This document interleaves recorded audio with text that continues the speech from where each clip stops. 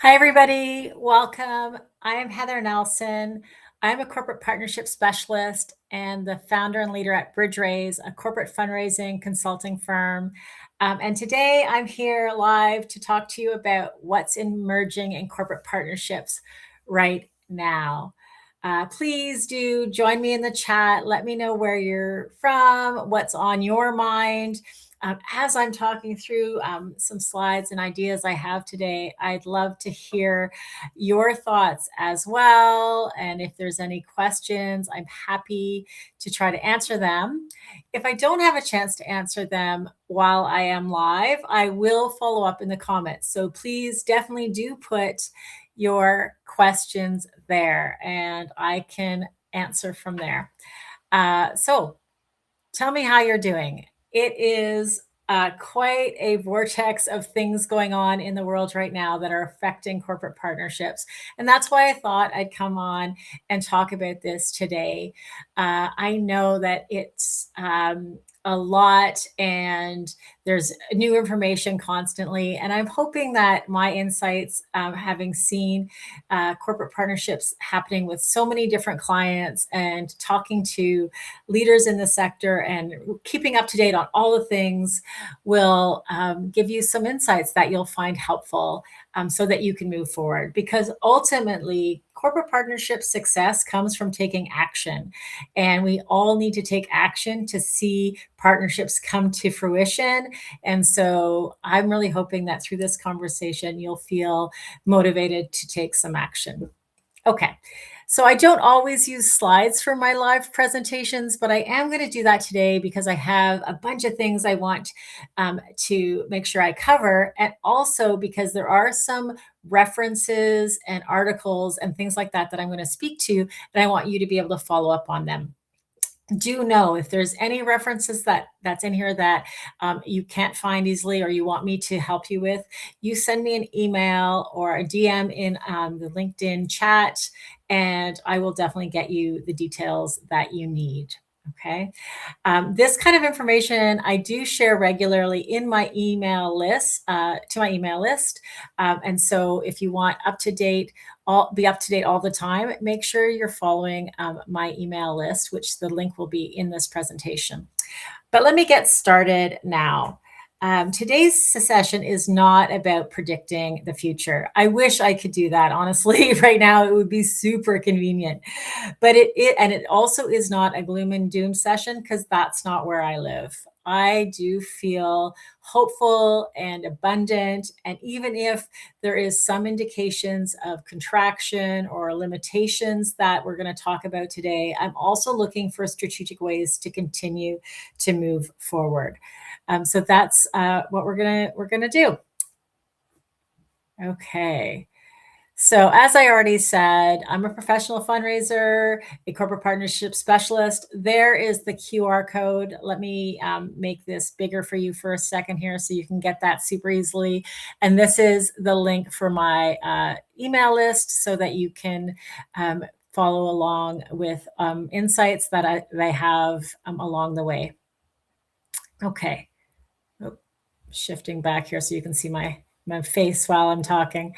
Okay. Again, I'd love to hear from you. If any of you are out there, put some questions in the chat, and I will try my best to answer them. Okay. So the moment we're in, I don't think I need to tell anybody on this call that there is a lot going on. And it feels like every day when we open the newspaper, there might be something that affects corporate partnership that is coming at us from the economic perspective, layoffs, what sectors are being hit by tariffs, all of the things. And what I would like to say about that I think is important for all of us to recognize is this uncertainty that we are feeling on the charity side is also experienced on the corporate side or at businesses as well. So they're also dealing with some uncertainty. And in that, they may also be unsure about how to move forward.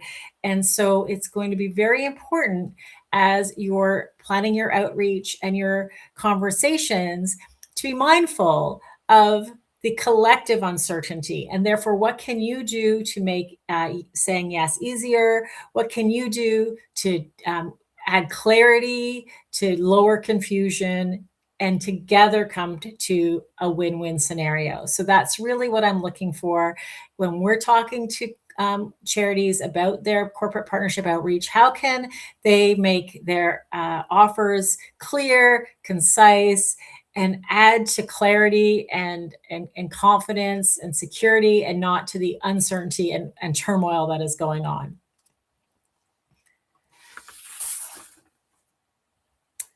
So, no shortage of noise right now. Economics, government priorities are shifting, and it may even seem that companies are shifting focus, but we are seeing patterns emerge, right? We are seeing partnerships that are going forward. And so we want to make sure that you're a part of those ones that are going forward. And we're going to talk about strategies today, which combine what is being put out there in the sector, what is best practice, what are we seeing, what's the research showing, with what things you can actually do to take action. Being able to see the patterns that are emerging does come from lots of conversations and lots of contacts. So the one of the quick early wins I'm going to let you know is those clients of mine that are having lots of conversations are also the ones that are seeing success, because they're getting feedback in the moment. They're getting feedback based on what's going on in the world right now. And if they can be responsive to that feedback and what they're hearing and listening really carefully to their corporate partners and prospects, then those are turning into partnerships. And so, yes, there's all this stuff going on, but it's going on for all of us. So how can we, nail down some partnerships in light of that reality? Okay, so here's some data points. That's really small. So I'm going to make myself smaller and that slide bigger so that you can read this a bit more carefully.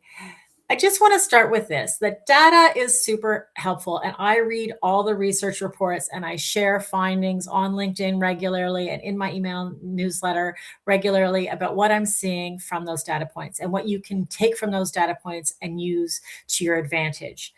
However, while that is super valuable, most data is lagging 12 to 18 months. So while I want to highlight it, I also want to caution that there's still the need to validate it with field observations. But here are a few data points I do want to put front and center. Benevity, who connects with so many companies all the time and seeing trends all the time, um, you know, is saying that companies are still investing in community projects, in corporate partnerships, and at similar levels to the past. And we haven't got our 2026 data yet, obviously, because we're in motion. But I am expecting that while I'm sort of expecting that there won't be a lot of companies that are giving more, but there will be many that have stayed static with their budgets, and that's the kind of evidence we're seeing. We are also seeing that teams are looking for ROI, so definite return on their investments, and that means knowing what it is that's their priorities. So as your charity partners, making sure that you can frame what you're doing as reflective of their area of importance or emphasis. And sometimes that might be volunteering, which is a frequent business lever that we're seeing. We're also, I think we were expecting out of the United States some of the things that happened there to then lead to change in language around community investment in Canada. And that while that is happening to some extent, it's not a total revamp of all language everywhere. What this does suggest, though, with 45% saying that they're not changing, that means 55% are changing their language. It's very helpful for you to spend a little bit of energy finding out how your specific corporate prospect is speaking about this area. They may be using some different language around their diversity, equity, inclusion initiatives. They may be using different language than even CSR or ESG, things that we have used in the past. So important to think about that. We also have had a recent corporate sponsorship landscape study, Canadian landscape study, come out, and it has still cause as a part of the overall sponsorship framework, and investment still happening there. So here are a few things. And I also want to point out this recent podcast. It just came out a couple of months ago with some thinking from Candice Lang and Imagine Canada. And it was interesting because she started talking about some different ways companies are investing in charities. And so some of the newer vehicles and newer approaches. Always great to see charities who are embracing some of those new ways of doing things. And I have a few clients that are doing that right now, and super proud of them to step into how you could get investment from companies that is a bit different, sort of different models. So thinking about that, it can be very helpful for you as you're thinking about how you might talk to companies differently. I also want to highlight a report. I did another LinkedIn Live on this. If you missed it, definitely go back and check it out. Report out of the UK on why companies give. Why I love this report is Andy and his team spoke specifically to people in companies about how they see these relationships and what they want to see. Here are 4 points, but it's a very rich report that had a lot more information in it. I pulled these 4 because they speak to what I want you to know, which is like successful partnerships come through some of these things. And investing in allies, really making sure that you're building relationships throughout the company is so, so important. Asking questions, because one of the things that came back from companies was that there was a lot of assumptions being made by charities. In a time of uncertainty, that is especially difficult to manage. If you're making a lot of assumptions right now in this changing environment, that can be very dangerous. So please do lead with questions, lead with the desire to understand what they are really facing. Painting a long-term vision. Most companies that are investing in partners are wanting to see a long-term effect. It's not short-term. So how can you make sure you're clear about your long-term vision? And a lot of us on the charity side think that the halo effect is the real sole reason why companies give. And what this report showed is it's much more complex and nuanced than that. And if you're depending solely on the halo effect, then that's probably not going to get you partnerships. So check out that report. Having said that, I also want to talk about trends from the field. As I started with here, I do want to say that, while data and research reports are super valuable, and I really do encourage people to read them and or follow me where I'm reading them for you and curating some top information, I do also believe that right now, more than ever, with everything changing, talking to people, your colleagues at other organizations, your corporate partners, and really trying to validate with real life examples what is going on is super important. That's what I'm doing here for you a little bit, but this is like the tip of the iceberg. There are so many people out there in the world who are validating through real life experience what is going on, and hearing from them is super important.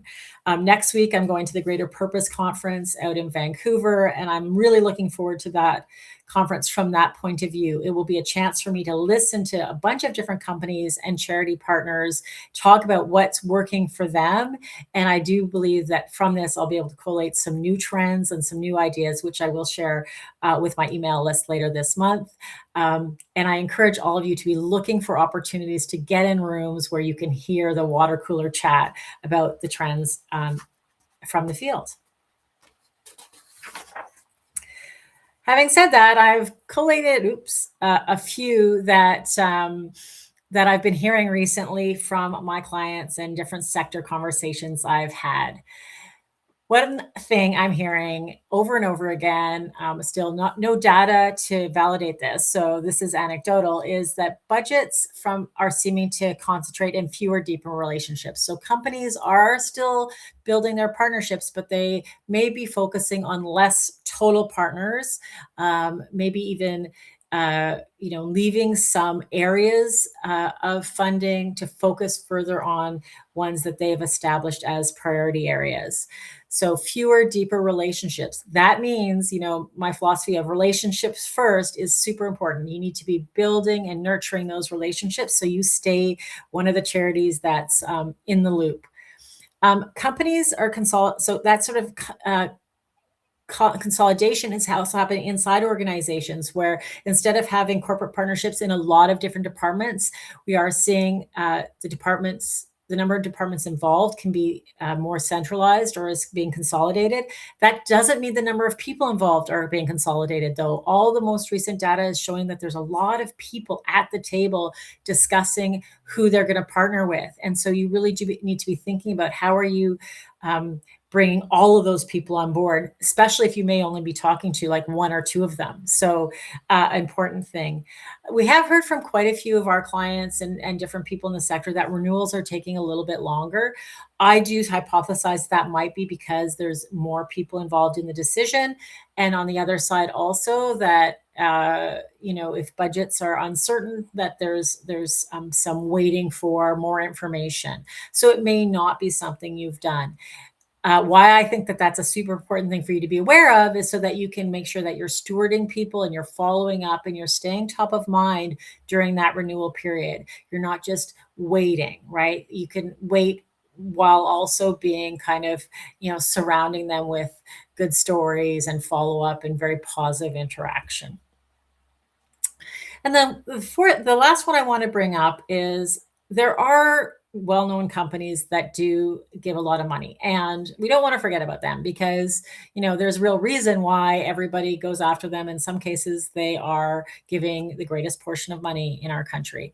However, they are heavily approached, and I am seeing a lot of people that are having success with companies that are a little bit less well known, maybe the mid market or regional companies who are still doing well in this economic environment, but are not the flagship companies that everybody goes after. So as you're doing your prospecting, I encourage you to be a little bit creative and look around your community, around your region for some less common suspects for your prospect list.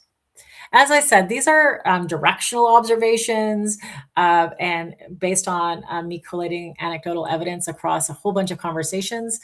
They're not absolutes. So your experience might be different. And if it is, I'd love to hear that. Feel free to DM me or put a message in there to validate with your experiences. And so we can keep rounding out our knowledge of what's going on. So I get asked this all the time, this question like what sectors are most active or where to get the money. And I would say this is the ultimate it depends question. Because if you're being strategic with your mission and your work, then one sector may make so much sense and another one may not. I've listed a few here that I think are worth considering if you're not already. Banking and financial services is always, an area where there's a significant amount of money being given. They may be concentrating in fewer partners in some cases, and we're definitely hearing that. So I guess that's the caution. Insurance also, there's areas where insurance is doing very well, and so we are seeing continue to have partnerships there. They're very strategic in their giving generally. Energy companies, tends to be very place-based, so your geography does matter there. Telecom, in Canada, it's a very consolidated industry, so making sure that you have a strong business case. They have very sophisticated giving portfolios, but they are still investing. And then tech, AI, and digital. I mean, there's a bit of a challenge here because we are seeing some of those companies lay off a lot of people. So we have to be very mindful of that. At the same time, there is an increased interest in what's happening in that space by government. They may, start to think about more regulations, and sometimes a way to combat regulation is corporate partnership with charities. So that's an important set of companies to be looking at.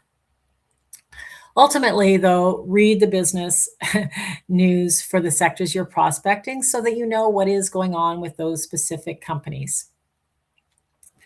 Some other things I wanted to highlight are some themes that we're seeing a lot of. So themes means like, how could you position your program with some language perhaps that is helpful. So we are seeing Canadian centric framing is resonating with some companies in their giving. They want to, further reinforce the messaging that is existing now around, strong Canadian presence, strong Canadian culture, and reinforcing that with companies that and charity partnerships that can speak to that.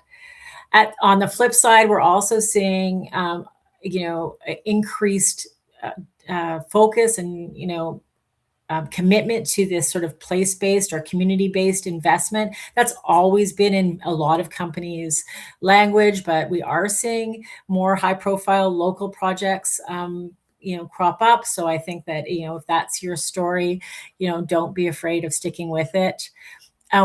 Employee engagement, continues to be such an important lever for charities to be able to use. And we are seeing that show up in so many different ways. So, you know, online opportunities, sharing stories, fundraising on behalf of charities, like all kinds of different things. So, really being broad in how you think about your employee engagement opportunities can be really valuable. And finally, in this time of so much information, the more you can be strategic about your outreach and your offer, the better. So if you can solve a business problem that they might be facing, whether it's a lack of community at the company or a lack of sense of belonging, or whether it's really needing to lean into their Canadian culture, and you can amplify that, these sorts of things, if you can point out how you can really be strategic in helping them solve these problems, that is going to really help you get a call back, build a partnership. So I can't emphasize this enough. Being in the loop on what is going on for that company the best you can is a superpower, is a strength. I say this all the time, like, my hobby literally is keeping up on what might be going on in companies that might influence partnership. That is how you can speak to them about business problems you suspect they might be having. That's how you can be mindful if they have layoffs or they had a bad quarter, or a flip side, if their quarter did really well. And then you can be really thinking, okay, you know what? There's no reason why they should be contracting their community investment. They're doing well. So really keeping abreast of what's going on in the sectors that you are looking to align with, or in the companies that you are looking to align with, is super important now more than ever with like this constant changing environment.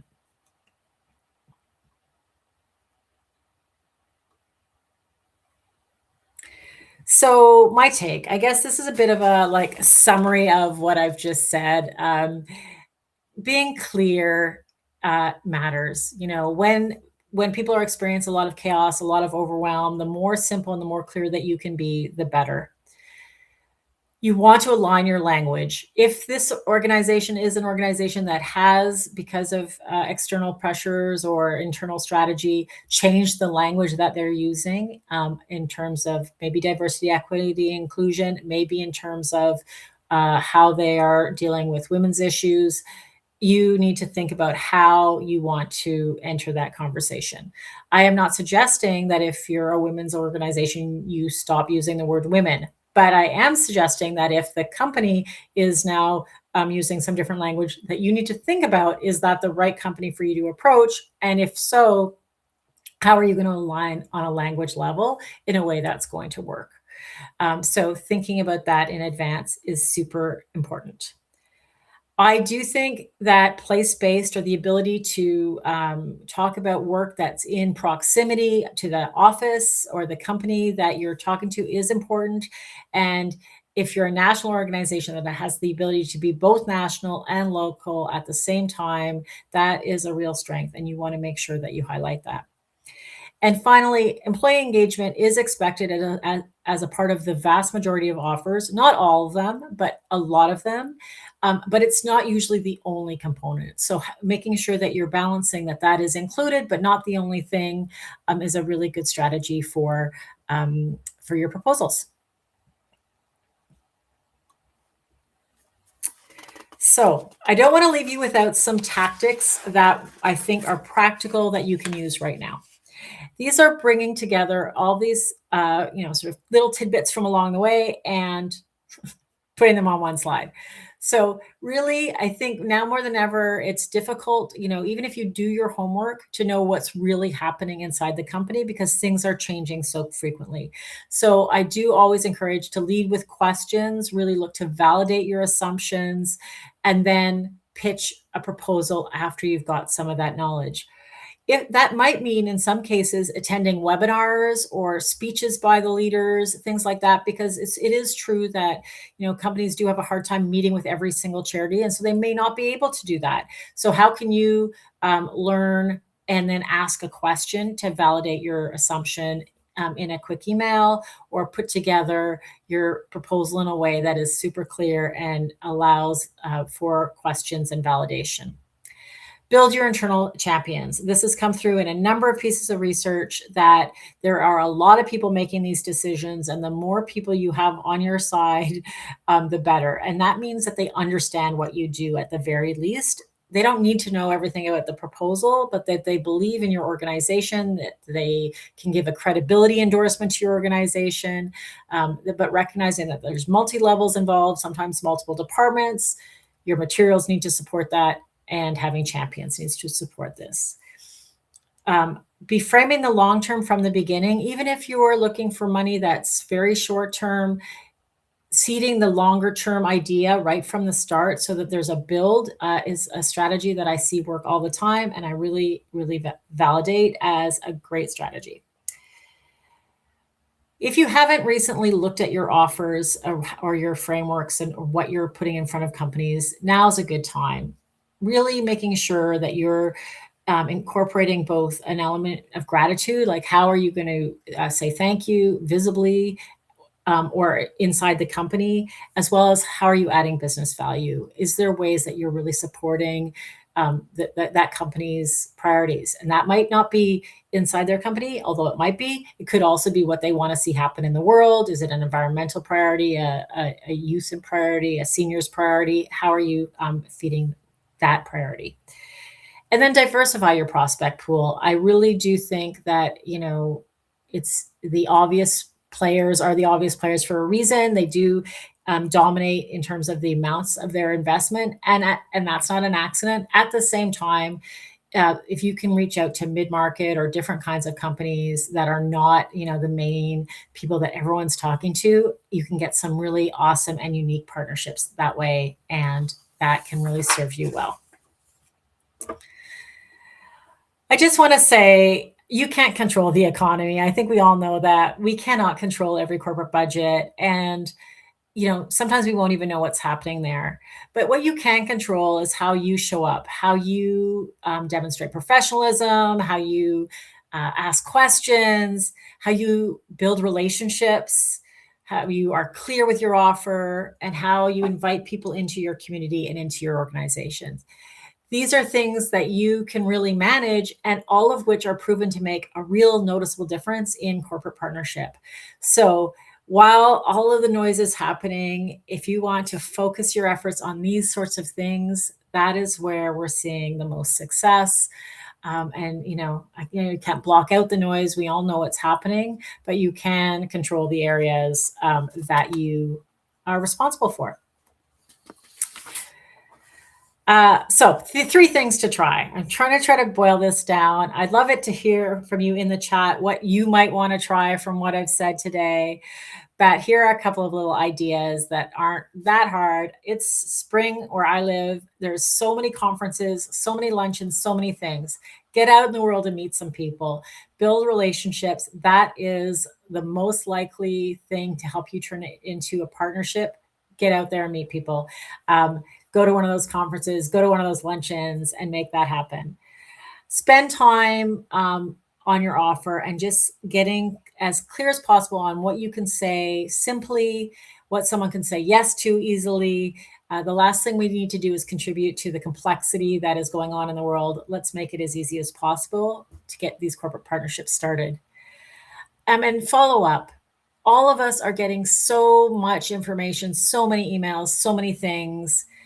The more you can follow up directly, easily, and get an answer, to get a yes, the better.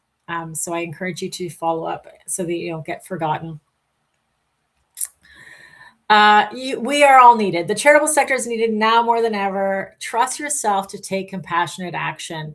Do not get stuck in that freeze mode because you don't know enough. If you enter the conversation respectfully, kindly, with the desire to learn more, you will get a nice response back in the vast majority of cases.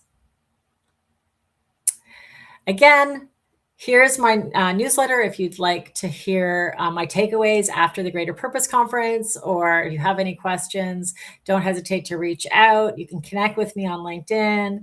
I'd love to hear what your biggest takeaway is, or if there's something that I said that you question, you're not sure about, put that into. Always open to hot debate and a bit more information. Please do let me know what you think. That is all the time I have today. I have included in my deck here the resources that I looked at. So there they are. Again, if you send me a note, we can get you specific links, no problem.